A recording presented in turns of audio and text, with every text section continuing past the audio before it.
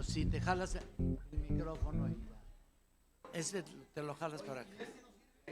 ¿Ese es de tu mamá? Mío, agarras el micrófono de allá y lo jalas para acá. Ah, pues.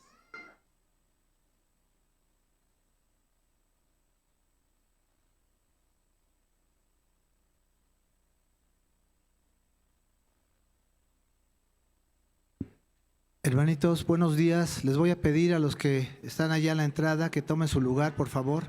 Vamos a empezar nuestro culto.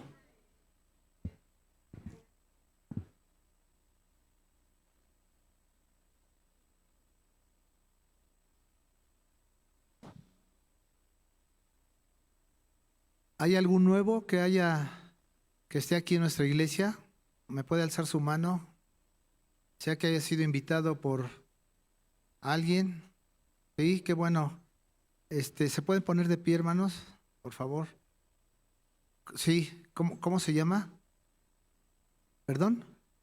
Margarita y Ricardo, bienvenidos. Carlos y Margarita, bienvenidos. Denle la mano ahí a los hermanos, denle un saludo fraternal. ¿Alguien más? Un aplauso. Allá. Bienvenido, hermano, bienvenido. Domingo Barrios, bienvenido, Domingo. Tomen asiento, hermanitos. Ahí donde están, quiero que vamos a hacer una oración. Apaguen sus celulares. Número 1. Y comenzamos nuestro culto, hermanitos.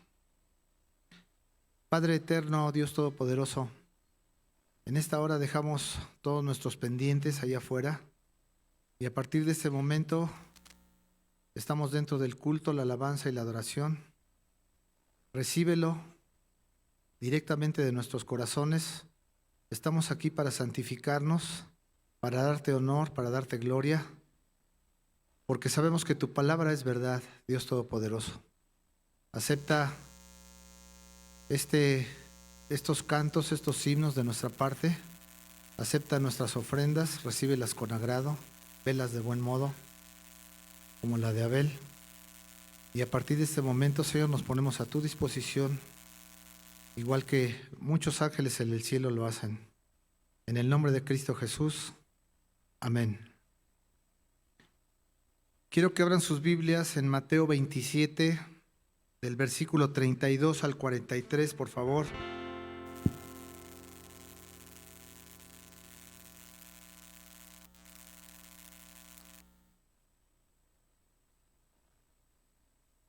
Mateo 27, 32, 43.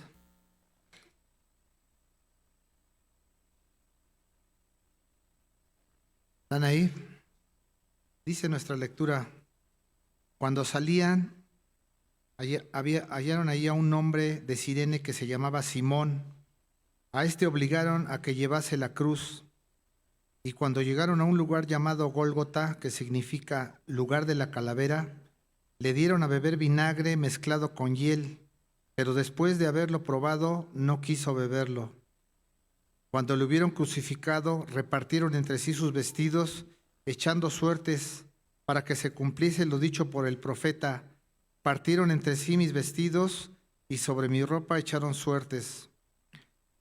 Y sentados le guardaban ahí, y pusieron sobre su cabeza su causa escrita: este es Jesús, el Rey de los judíos. Entonces, crucificándole con él a dos ladrones, uno a la derecha y otro a la izquierda, y los que paseaban le injuriaban, meneando la cabeza, diciendo: tú que derribas el templo en 3 días, lo reedificas, sálvate a ti mismo. Si eres el Hijo de Dios, desciende de la cruz.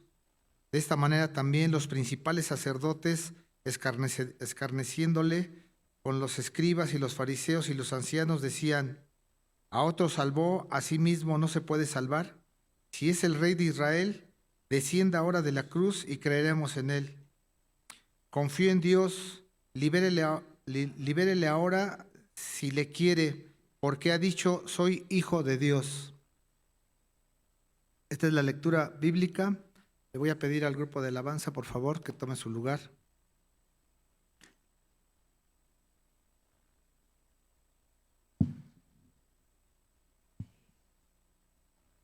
Bueno, pues hoy estamos invitando a Jonathan a que cante con nosotros. Todos cantamos un poquito. Uy. No, pues sí.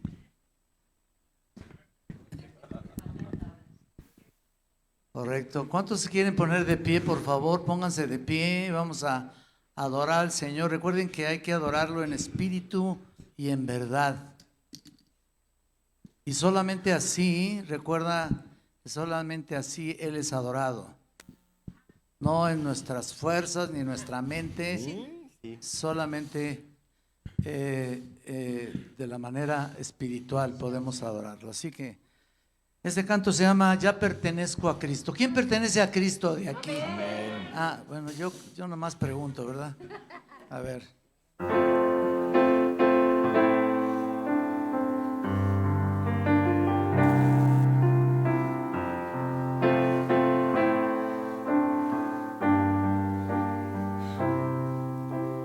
Cristo el Señor me ama por siempre, mi vida guarda Él tiernamente, vence el pecado, vida del mal, ya pertenezco a Él.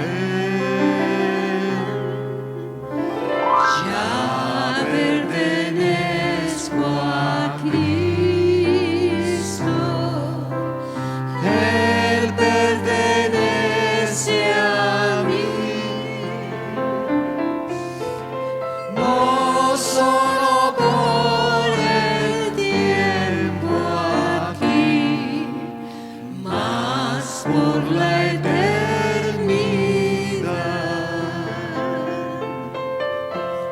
Cristo bajó del cielo a buscarme, cubierto de pecado encontróme, me levantó de vergüenzas mil, ya pertenezco a Él. Ya pertenezco a Cristo, Él pertenece a mí, no solo por el tiempo aquí, mas por la eternidad.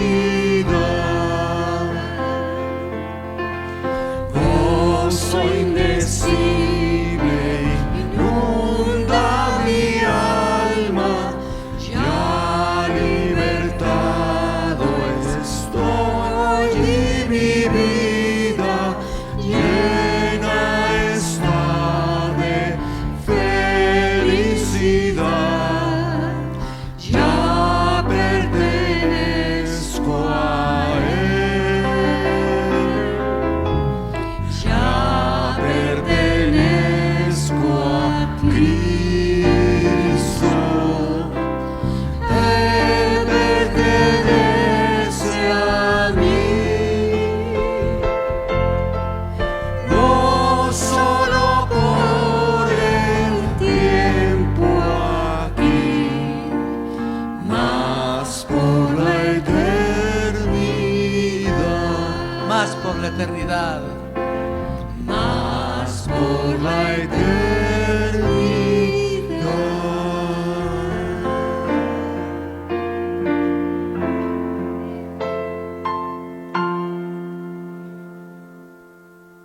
Por la eternidad. El Señor le pertenecemos y siempre estará con nosotros. Amén. Por eso nos rendimos a Él. Este canto se llama Todo a Cristo yo me Yo me rindo.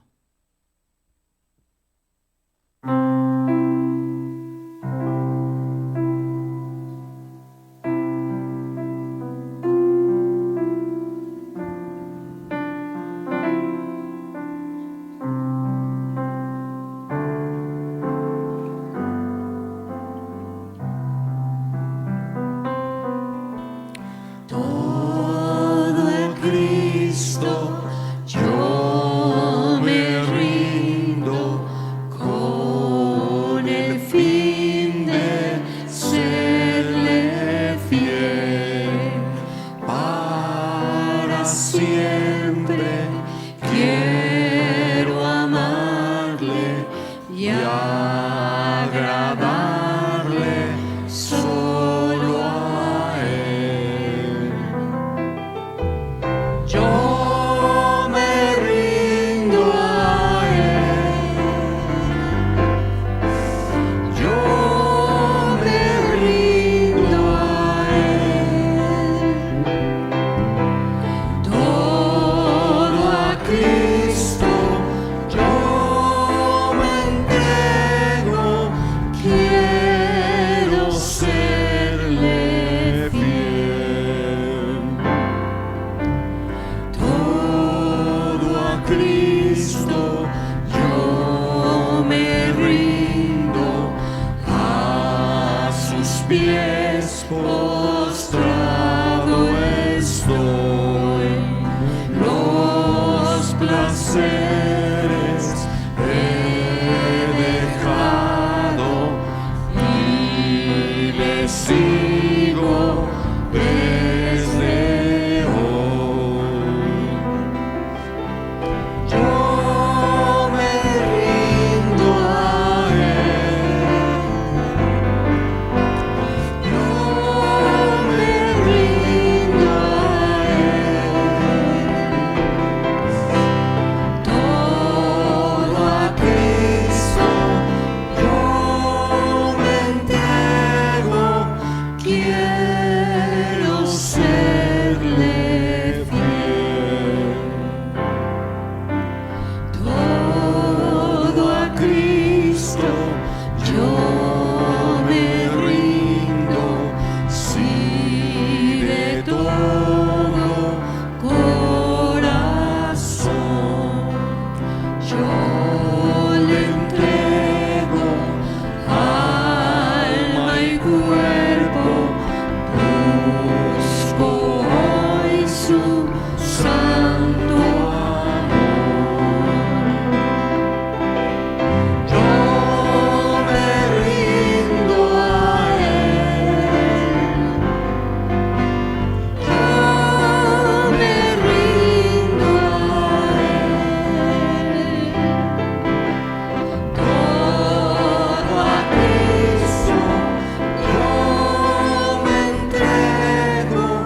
Quiero serle fiel. Arriba, yo me rindo a Él. Otra vez. Yo me rindo a Él. Yo me rindo a Él. Todo a Cristo yo me entrego. Quiero serle fiel.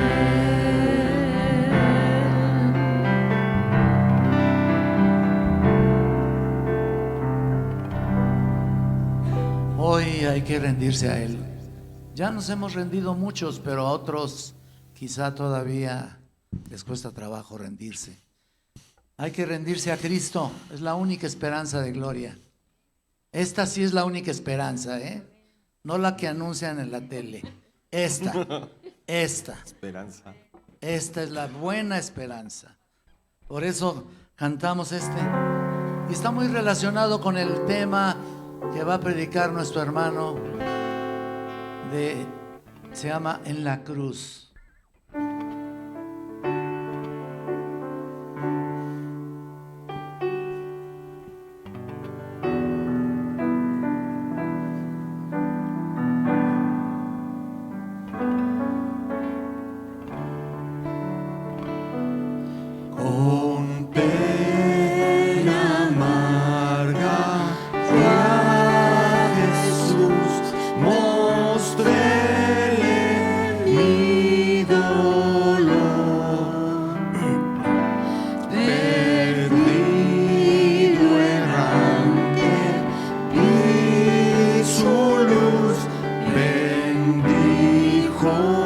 inmenso amor.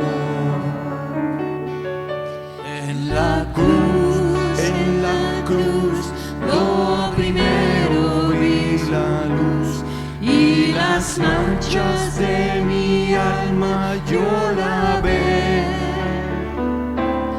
Fue allí por fe, lo vi a Jesús y siempre feliz con él seré. Sobre una cruz, mi buen Señor, su sangre derramó. Por este pobre pecador, a quien así salvó. En la cruz, lo primero vi la luz y las manchas de mi alma él lavé. Fue allí por fe, lo vi a Jesús y siempre feliz con él seré. Venció. Venció la muerte con poder y al cielo se exaltó. Confiar en él es mi placer, morir no temo yo.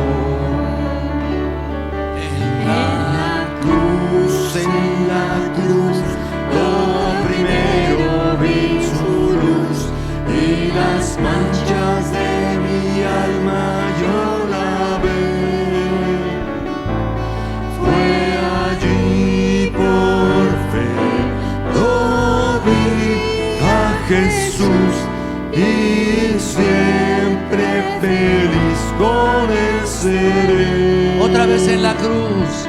En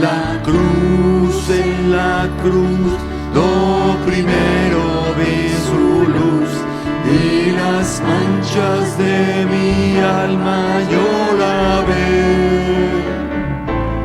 Fue allí por fe, lo vi a Jesús y siempre feliz con él seré. Fue ahí. Allí por fe, lo vi a Jesús y siempre feliz con él seré.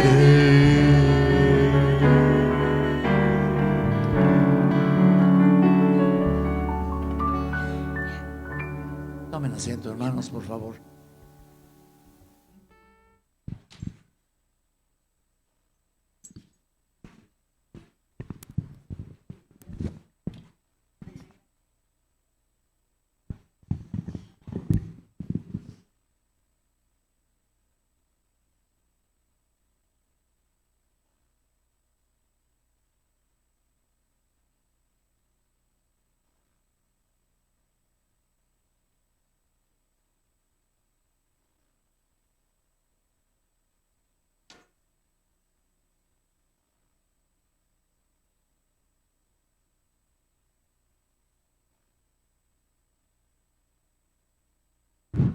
Continuando con el seguimiento, hermanos, le voy a pedir a los jóvenes y a los niños que vayan a clases de escuelita dominical y nos vayamos preparando para la prédica de nuestro pastor Chavero, que lleva por título ¿Por qué murió Jesús?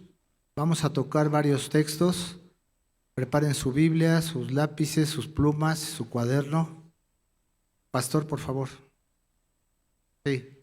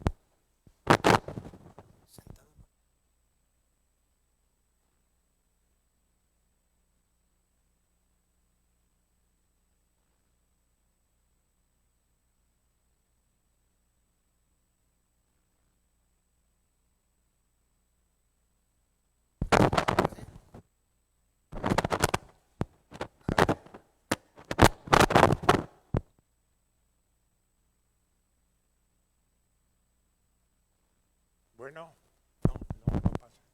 No está pasando el sonido.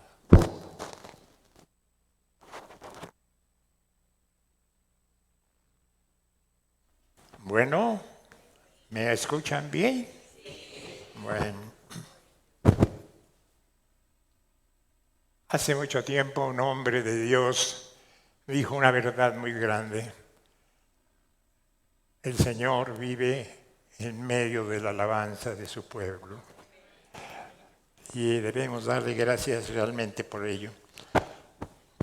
Hoy es un día en que vamos a hablar mucho de Jesús y me interesa mucho saber que sea presente para usted. ¿Qué fue la necesidad que llevó a Jesús a morir?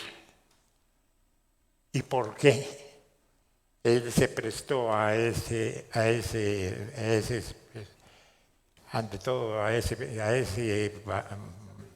amor realmente para todos aquellos que hoy profesamos y le tenemos fe precisamente porque es nuestro Dios?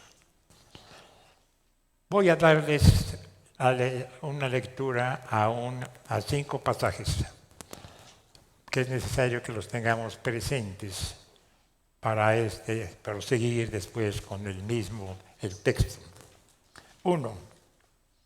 Cristo murió por nosotros, además de ser necesaria y voluntaria su muerte.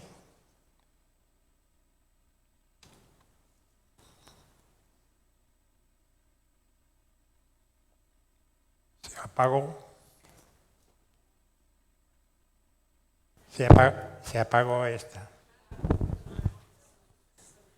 Qué raro.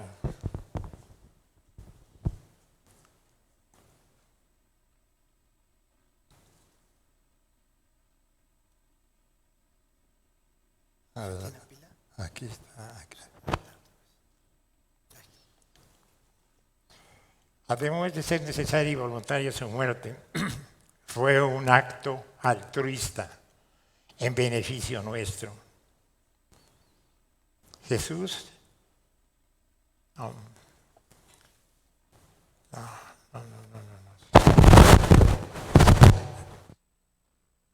Y no sé la razón.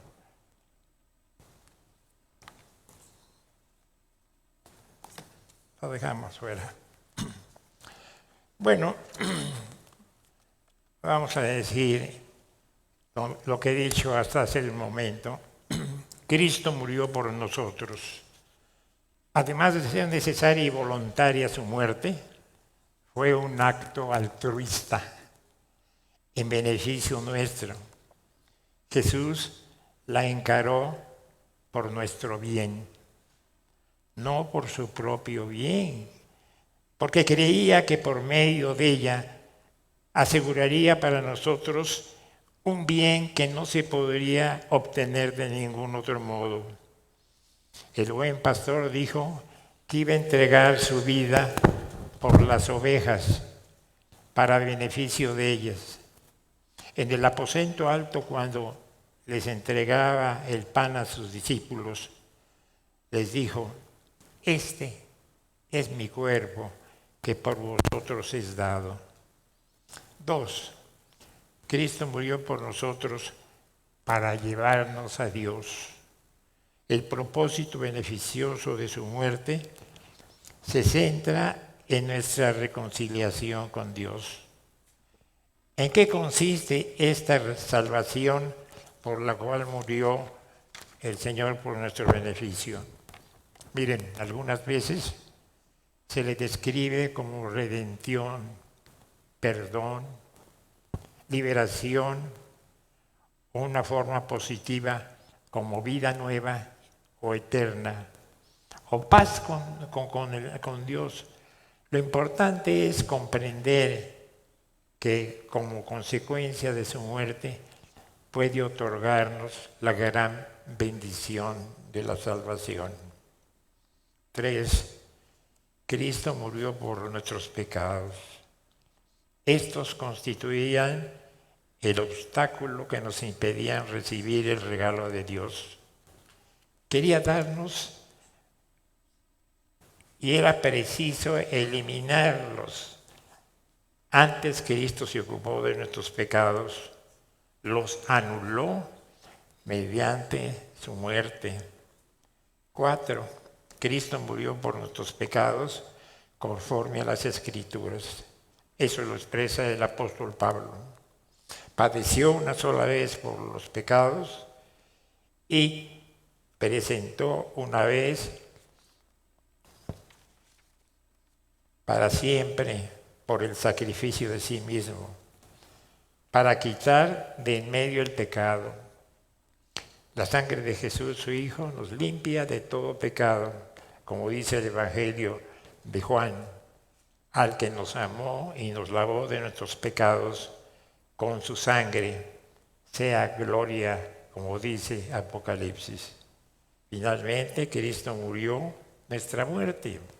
Su muerte y nuestra muerte están vinculadas. Es un versículo de castigo que merecían nuestros pecados. Las Escrituras declaran que la muerte estaba relacionada con el pecado. Es su justa recompensa. La paga del pecado es la muerte, como dice Romanos 6. Ahora bien, eso es lo que dice la Escritura, pero hay mucha gente que desconoce todo eso. Y vamos a hacer un repaso de qué fue realmente todo el sacrificio de Jesús para que lo podamos entender. Hay quien dice que murió, pero ¿quién fue el responsable de su muerte? Muchas personas no ven problema alguno en estas preguntas. En consecuencia, no encuentran difícil responderlas. Para ello, los hechos son tan claros como el agua. Jesús no murió, fue muerto, ejecutado públicamente como criminal. Lo mataron porque las doctrinas que enseñaba parecían peligrosas, hasta subversivas. Los líderes judíos estaban indignados por su actitud irrespetuosa hacia la ley y por sus declaraciones provocativas. Los romanos que gobernaban Palestina oyeron que se anunciaba como rey de los judíos. Por lo tanto, estaba desafiando la autoridad del César. Ante ambos grupos, Jesús aparecía como un pensador o un predicador revolucionario. Era una amenaza tan rotunda para el sistema establecido que decidieron deshacerse de él y formaron una alianza sacrílega para llevar a cabo sus planes. Se le acusó de sedicioso. En un caso, el cargo era teológico. En otro, la denuncia era política. Pero fuera lo que fuera su ofensa, estaba dirigido contra Dios y contra el César. El resultado fue el mismo. Los líderes percibieron una amenaza dirigida contra Dios y contra la ley y el orden y no podían tolerarlo, de manera que lo liquidaron. ¿Por qué murió? A primera vista murió como quebrantador de la ley, pero en realidad era muerto por mentes estrechas y mártir de su propia grandeza. El relato de los 4 evangelistas indica que en ambos tribunales, el judío y el romano, se siguió un trámite legal. El prisionero fue arrestado, acusado severamente, interrogado. En ambos casos se convocaron testigos. El juez entregó entonces su veredicto y pronunció la sentencia. Sin embargo, los evangelistas dejan en claro que el prisionero no era culpable, que se habían presentado los testigos que eran falsos y que la sentencia de muerte constituía una grave violación de la justicia y esto porque hubo motivos personales y morales que influyeron en la manera en que se actuó. Caifás, el sumo sacerdote, y Poncio Pilato, el procurador romano, no eran simples funcionarios de la iglesia, no pertenecían a la iglesia. Al Estado sí, y cumplían sus funciones oficiales. Eran seres humanos caídos y falibles, movidos por oscuras pasiones que a todos gobiernan. Sus motivaciones siempre son confusas. Estos son los pecados secretos que los evangelistas ponen de manifiesto cuando relatan el arresto, la custodia, el juicio, la sentencia y la ejecución de Jesús. Más aún, este es uno de los propósitos de la narración. Ya que los evangélicos lo usan en la instrucción moral de los nuevos cristianos. Ahora vayamos a hacer un análisis de los que intervinieron en forma directa. Los soldados romanos. Las personas directamente responsables de la muerte de Jesús fueron, por supuesto, los soldados romanos, que llevaron a cabo la sentencia. Sin embargo, ninguno de los 4 evangelistas describe el procedimiento concreto de la crucifixión. Pero hay otros elementos que de lo poco que nos dicen cómo era una crucifixión. Permítame un momento, porque se pasa ese sonido. En primer lugar,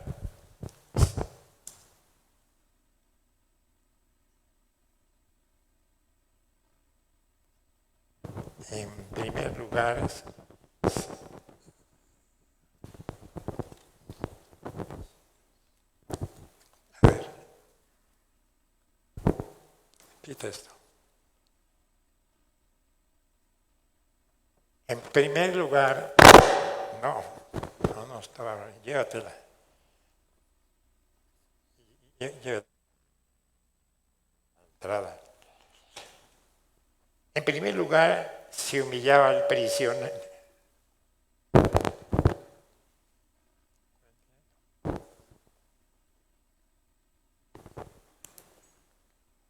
En primer lugar, se humillaba al prisionero en público. 2, desnudándolo, y se acostaba y lo ponían acostado de espalda en el suelo. 3, las manos eran atadas y clavadas a una vara horizontal de madera, llamado patíbulo, y los pies clavados a la vara vertical, y la cruz se llevaba a una posición y se le dejaba caer vertical en una cavidad previamente preparada. Generalmente se agregaba un taco o un asiento rudimentario para sostener en parte el peso de la víctima y evitar que el cuerpo se soltara. Ahí quedaba suspendido, expuesto en total impotencia al intenso sufrimiento físico, al escarnio público, al calor del día y al frío de la noche. La tortura podía prolongarse durante varios días. Jesús salió cargando su propia cruz hacia el lugar de ejecución.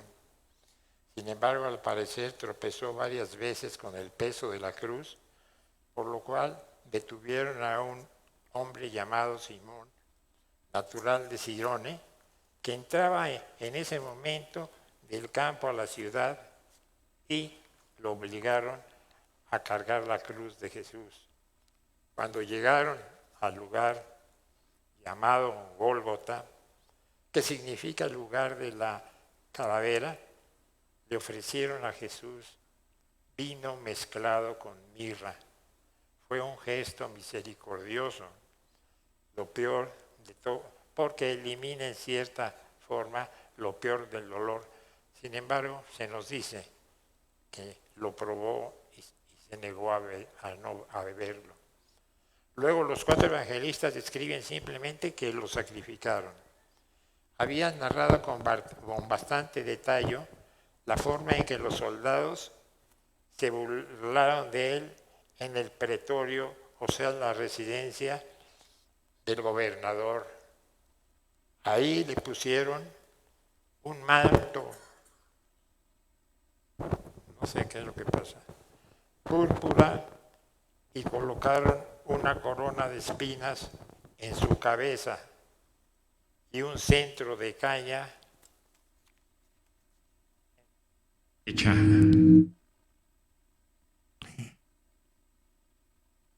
Okay.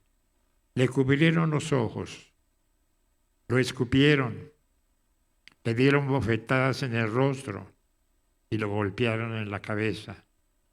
Al mismo tiempo, lo desafiaban a que identificara quién lo golpeaba.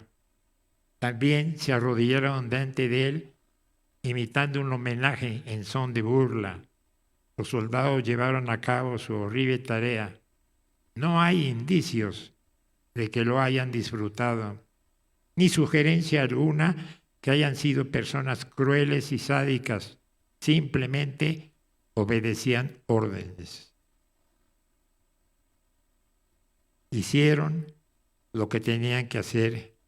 Jesús se limitó a orar por ellos en voz alta diciendo: Padre, perdónalos porque no saben lo que hacen. Pasaje que vemos nosotros en el Evangelio de Lucas, capítulo 23. Se sabe que Poncio Pilato fue nombrado procurador de la provincia fronteriza de Judea por un emperador romano llamado Tiberio y que ofició durante 10 años, pero los judíos lo odiaban porque los trataba con desprecio. No olvidaban que les había tratado con desprecio y les había humillado exhibiendo los estandartes romanos en la propia Jerusalén. Otro acto necio de Pilato fue cuando malversó parte del dinero del templo para destinarlo a la construcción de un acueducto. Estos son solamente 2 ejemplos de la forma en que él manejaba las cosas. Generalmente siempre había violencia y crueldad. El retrato de Poncio Pilato responde fielmente a la descripción de los historiadores. Los dirigentes judíos llevaron a Jesús ante él con la denuncia de: a este hemos hallado que pervierte a la nación, y agregaron: prohíbe dar tributo a César, diciendo que él mismo es el Cristo, un rey. Sin duda, Pilato tomaría nota, y a medida que Pilato avanzaba en su investigación, primero era claro la inocencia de Jesús. Evidentemente lo impresionó el aspecto noble del prisionero, así también su autodominio y el hecho de que era políticamente inofensivo. 3 veces declaró públicamente que no encontraba ningún motivo para condenarlo, es decir, nada digno de muerte ha hecho este hombre, y ante estas palabras la multitud exclamó: crucifícale, crucifícale. Preguntó por 3ª vez: ¿qué pues mal ha hecho este hombre? Ningún delito digno de muerte hallado en su convicción. Quedó confirmada por un mensaje que le mandó su mujer diciendo: no tengas nada que ver con este justo, porque he padecido mucho en sueños por causa de él. El procurador quería evitar la condena de Jesús porque creía que era inocente, y al mismo tiempo evitar su exculpación porque los dirigentes judíos consideraban que era culpable. ¿Cómo podía arreglársela para hacer ambas cosas? Y ejecutaba sí, resultaban inconciliables. Pretendía ser justo y al mismo tiempo injusto simultáneamente. Pilato intentó evadir la cuestión de 4 formas. La primera, al enterarse que Jesús era Galileo, por consiguiente pertenecía a la jurisdicción de Herodes. Por lo tanto, lo inició y lo mandó con él para que lo interrogara. Tenía la esperanza de transferir la responsabilidad de Herodes, pero éste lo consideró inocente y lo regresó a Pilato sin haberlo sentenciado. 2. Tomar medidas parciales. Le castigaré pues y le soltaré, como dice Lucas 23. Esperaba que la multitud se conformase con algo menos que la pena capital y que su sed de sangre, al ver lacerada la espalda del prisionero, era una respuesta vil, porque si Jesús era inocente, tendría que haber soltado de inmediato sin ser azotado primero. 3. Pilato intentó hacer lo que correspondía, soltar a Jesús por una razón equivocada, que la multitud eligiera ella misma soltarlo. El procurador tenía la costumbre de dar amnistía a algún prisionero durante la Pascua. Pensó que la gente elegiría a Jesús para concederle ese favor. Entonces lo podría soltar como un acto de clemencia de su parte, en lugar de hacerlo como un acto de justicia. Se trataba de una propuesta astuta, pero vergonzosa. El pueblo la frustró porque exigió que el procurador pusiera en libertad a un notorio criminal y asesino llamado Barrabás. 4. Intentó demostrar su inocencia, tomó agua y se lavó las manos ante la multitud, diciendo a la vez: inocente soy de la sangre de este justo, como dice Mateo 27. Y luego, antes de que se secaran las manos, entregó a Jesús para ser crucificado. La pregunta que nos hacemos es: ¿cómo pudo atreverse a incurrir en esta gran culpabilidad? Inmediatamente, después de proclamar su inocencia, cedió porque era culpable. Ahora vamos a ver qué fue la posición del pueblo judío y los sacerdotes.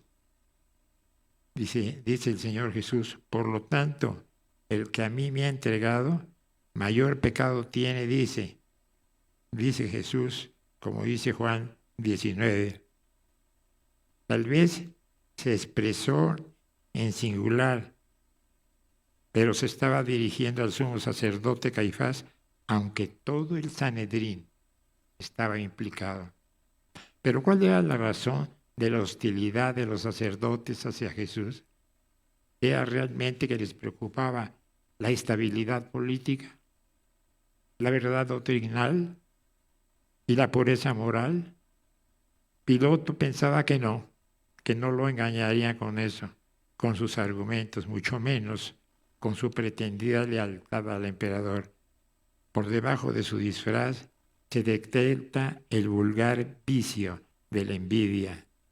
En palabras de Mateo, sabía que por envidia le habían entregado.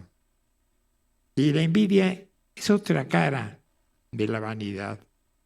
Nadie siente envidia de otros a menos de que se sienta orgulloso de sí mismo. Los judíos tenían un gran orgullo por su nación y su raza, sobre todo orgullosos de su propia autoridad.